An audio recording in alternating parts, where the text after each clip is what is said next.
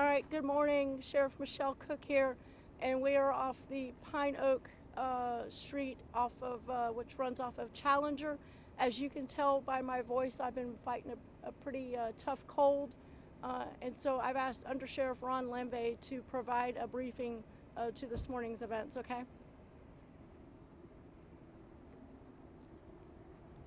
Today at 6:23 a.m., our deputies responded to a home in the 3300 block of Pine Oaks Lane in reference to a call about a shooting. Deputies arrived to find 4 people shot. 1 was deceased at the scene. 3 were transported to local hospitals by Clay County Fire Rescue. Detectives responded to work the scene and interview both victims and witnesses who were present at the time that this took place. Preliminary investigative findings reveal that 45-year-old Mauricio Vasco Lopez of Jacksonville arrived at the home armed with a handgun. He shot 3 people before a resident at the home shot him. Lopez later died at the hospital, and the other 2 victims that were transported continue to be treated in stable condition. We're currently investigating what, if any, connection exists with Lopez to this home and those that were here at the time of the shooting. Our detectives and crime scene techs have a lot of interviews, scene work, and follow-up to conduct to clarify exactly what happened here and what the motive may have been. We're confident that there is no further threat to the community now that the suspect has passed away.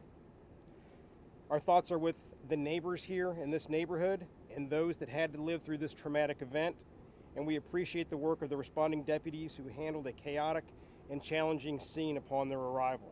We'll provide more details as we can as the investigation progresses, and with that I'll answer whatever questions I can for you. Undersheriff, the 3 people that were in this home, were they a family? Do we know that? There was a number of people, that was more than 3. We're still ironing out exactly how many were in there, and they have different last names, so I don't want to characterize their relationships at this point in time. Undersheriff, you said suspect deceased, 2 to the hospital stable, the 3rd shooting victim? There was 1 that was deceased here when fire rescue arrived that wasn't transported from the scene. 3 went to the hospital. 1 of those was the suspect. The other 2 were victims that are both in stable condition. So the suspect was transported to the hospital but was deceased on scene? He died later at the hospital. Okay. Did I hear you say that there was a victim that was dead on scene when you arrived? So Yes. 2 dead. Okay. 1 dead on scene, that's a victim.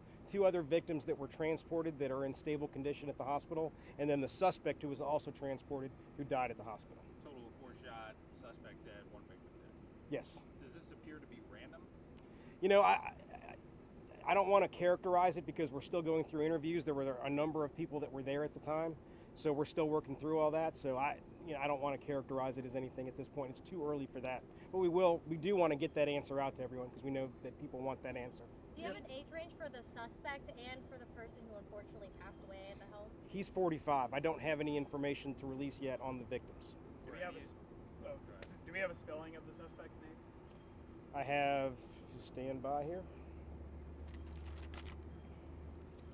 First name is Mauricio, Maurico. I have a middle name of Vasco, Vasco. Last name of Lopez, Lopez. Were all the victims residents of that home, or were some of them visiting? We're still working through all the relationships with everybody that was there. Can you at least say if they were male, female victims?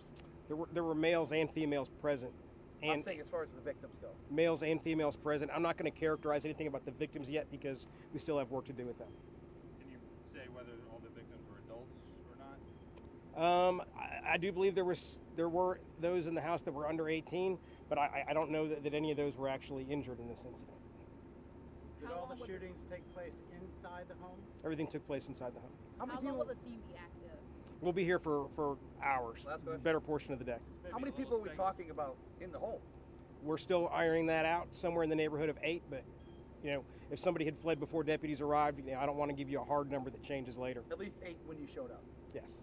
I hate to make you speculate, but what do you think would have happened if the people inside the home, didn't have the opportunity to return fire? I mean, did this feel like it was, going in to get everybody basically? It certainly could have been much more tragic. Somebody in there helped save some folks, and I think we all owe that person a debt of gratitude. Would you consider this home invasion? Not until we have all the circumstances ironed out, I wouldn't characterize it. Thank you guys. Thank you. Thank you. Thank you.